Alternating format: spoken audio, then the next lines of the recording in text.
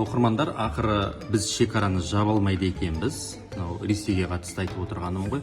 Мен ойымша коронавирустың статистикасын көбейте беру керек. Үйреніп қалдық қой, осы уақытқа дейін түрлі статистиканы көрдік. Сөйтіп шекараны жауып тастау керек. Ойым осы. Денсаулық сақтау министрлігі статистиканы көбейтіңіздер.